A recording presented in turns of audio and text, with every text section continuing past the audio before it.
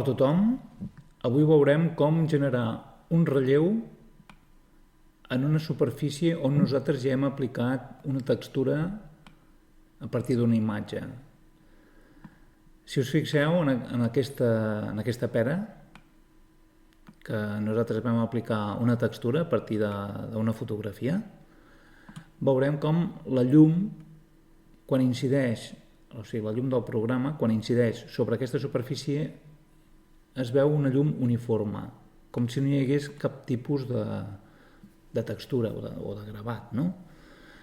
Això és perquè el programa interpreta que això és una superfície llisa, tot i que té una imatge que té una textura, però que com que és una imatge plana, és com si haguéssim posat un adhesiu, enganxat un adhesiu sobre una superfície. Per tant, a l'hora d'incidir les llums, continua sent, o sigui, la llum per ell és una cosa plana, no? Bé, doncs, per posar aquest relleu utilitzarem un sistema que és el sistema de Normal Maps. Què és una normal? Una normal, anem aquí, per exemple, anem a mode edició i activarem el que són les normals perquè ho veiem.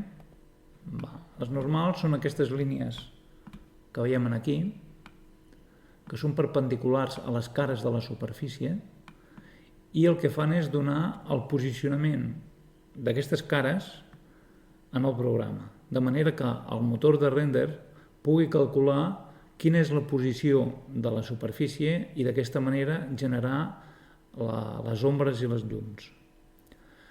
De manera que si aquesta normal, per exemple, l'invertim al revés, cliquem aquest, per exemple, i farem una petita mostra. I ara el que he fet és invertir la normal d'aquesta cara respecte a aquestes altres. Veieu que està al revés. I quan li dic que m'ho processa diferent.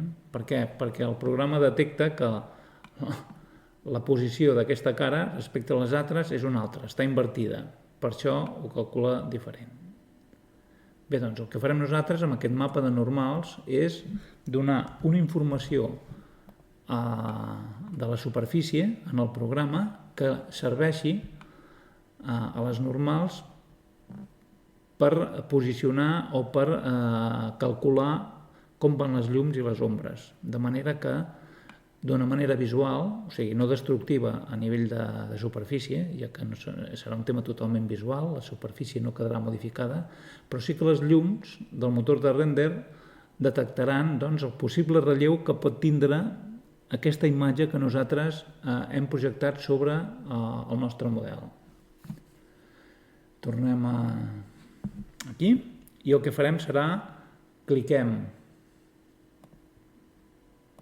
l'objecte que nosaltres volem donar-li aquest relleu, en aquest cas el cos de la pera, i ens apareixerà la configuració de nodes que li vam aplicar en el seu moment, que de fet aquest el podem minimitzar per aquí la fletxeta, ja el tenim minimitzat, i el primer que farem ara serà generar aquest mapa de normals, i això ho farem des de Krita.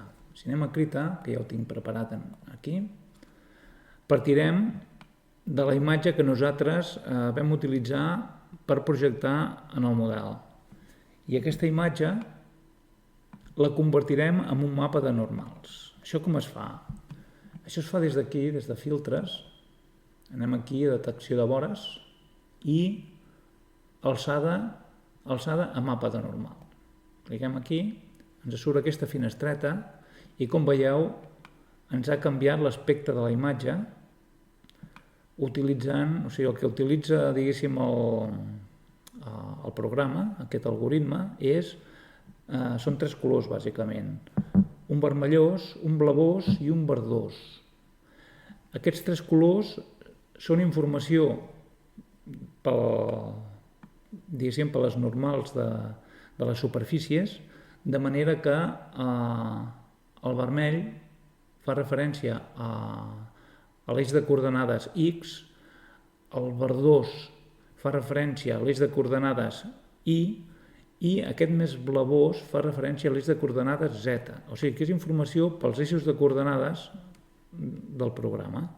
De manera que el motor de render, quan detecti aquests colors, sabrà com aplicar les ombres a la textura que nosaltres hem aplicat en el model de la pera. Bé, doncs un cop ho tenim a punt, això es pot regular per aquí. De fet, per aquí sota, per exemple, li podem canviar el sentit de les ombres, de la profunditat, o bé des d'aquí dalt li podem donar més o menys profunditat.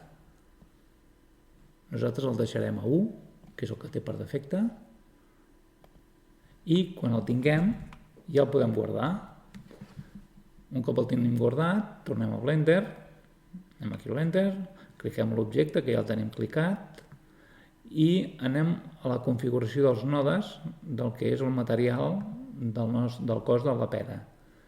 I afegim un altre node d'imatges, que això ho podem fer duplicant aquest mateix, afegint des d'aquí dalt imatges, o bé arrossegant des de l'icona aquesta. Si arrosseguem, i aquí li obrirem la imatge que hem generat, o sigui, el normal maps aquest, i ja el tenim carregat. El que farem ara serà afegir aquí un vector de mapa de normals, un normal map, que és aquest d'aquí. I ja només ens queda connectar-lo. Connectem de normal al desplaçament del material i, com veieu, ja ens ha generat aquí com una textura que queda molt malament, però que nosaltres ara regularem, i això ho regularem des d'aquí. Regularem des d'aquí el node aquest, i li podem posar, per exemple, en lloc de 1, que és la màxima, li posarem 0.1, i ja tenim una cosa més lògica, no? És poqueta cosa, però ja es nota la llum, o sigui, en lloc de ser una cosa uniforme, si el desconnectem veiem que és una cosa totalment uniforme, com si la superfície d'aquí fos llisa, que realment ho és. A la que el connectem ja contempla un cert relleu. Li podríem donar una mica més encara, sense passar-nos a massa, 15, 0,15, ja el tenim millor. I així aneu regulant fins a que tindrà una textura al màxim de correcte possible, o al màxim que nosaltres veiem que s'assembla més a la realitat. Bé, doncs aquest sistema és un sistema no destructiu que no afecta la superfície, que és un tema totalment visual, i que ens ajudarà a fer més reals, o sigui, que els renders que nosaltres realitzem s'acostin més a la realitat. I res més, espero que us hagi servit i fins una altra.